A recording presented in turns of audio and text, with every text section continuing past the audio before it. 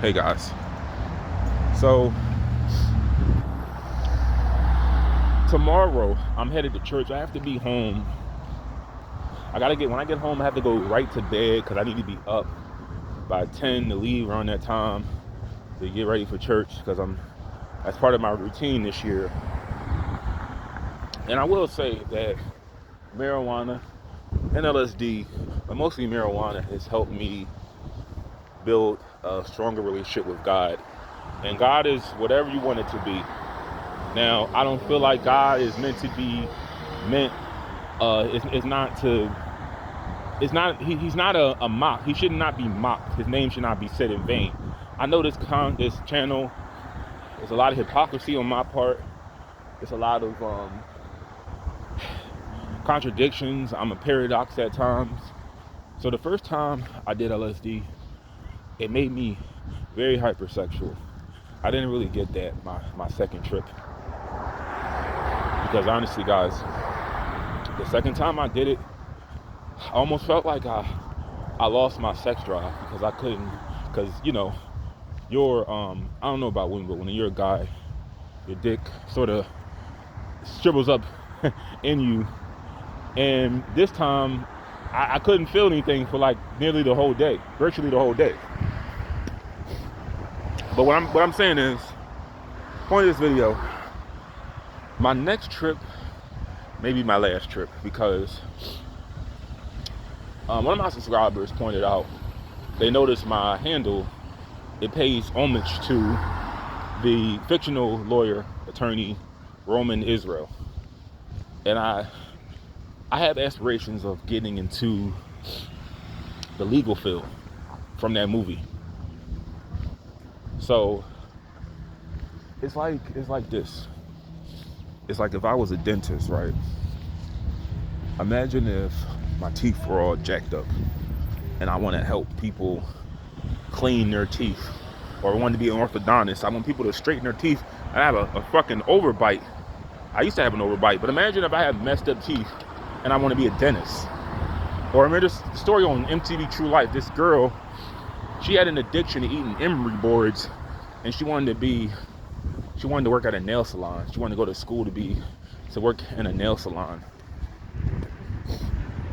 You can't want to work in the legal field and you're knowingly breaking the law. So I'm gonna put that to the side because one thing is I have access to these things, but I need to also work on cleaning up my character. I need to learn how to start respecting the law. And even though I don't care for police, law enforcement, I gotta put that aside as well. But what do y'all think about this? So I would never use acid in a public setting because I don't know what the risks are if I may have a bad experience, a bad trip.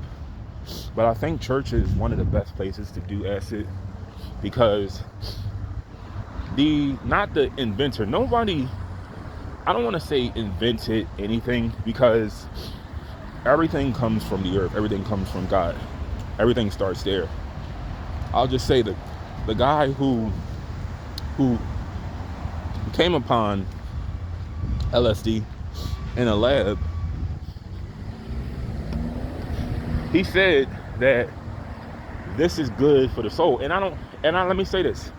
If I could legalize it, I would legalize it now. I would legalize LSD. I feel like it should be legal in all 48 states. I don't care about Hawaii or Alaska. I will legalize it. But I'm considering doing it like an hour before church service because I really want to, because the whole point of church is to build your relationship with God. Don't take this no kind of way, people, but religion is for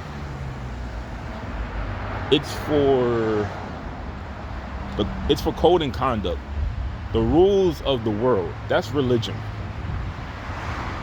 I feel like meditation Fasting, psychedelics, that cleans out the soul, you know. And like I said, I'm not saying it's going to be my last time ever, but because I don't have to do it. The thing is, I don't have to do it all the time. It's not addictive. I don't have urges to do it because I feel, for me, it's so unpredictable that I don't want to do it all the time. Because it's not like weed where you know what to anticipate. It could be very unpredictable. You could have a bad trip and not even be prepared for it. You know, everybody's experience can be different. So, and I still don't know, and I don't want to do it too much because I don't really know much about it. I've never read any books on it, but I will say I've had some pretty positive outlooks on it. And as much as I don't like Joe Rogan, he is right on the benefits, because Michael Jai White was saying, like, I'm cool with Joe Rogan, but I'm just not down with all that drug shit, like the weed and like the psychedelics. Let me tell you, from experience, it will change your life for the good. And let's say I do decide to use marijuana again, because I'm not going to use it now. But when you ever decide to use it, because like I said, one of my subscribers is like a year sober from alcohol, which is great. Congrats to her. I haven't drunk in almost 11 years. But the whole point of getting high is to think, is to reflect. It's like a form of meditation for lazy people who don't have the power to meditate. That's your form of meditation. When I do it, I want to be comfortable. I want to be showered. I want to be relaxed, and I want to have enough where I'll be good for the whole day. If I do like a whole eighth in one day, which I don't recommend, but you know how much I would learn from a whole eighth of weed? Or I don't see. One thing is, I'm not going to show you on camera what LSD is, because that's pretty stupid. But it's not the size. So it's not the size of a stamp as they portray it on television. At least for me, it's the size literally of, I'm trying to think.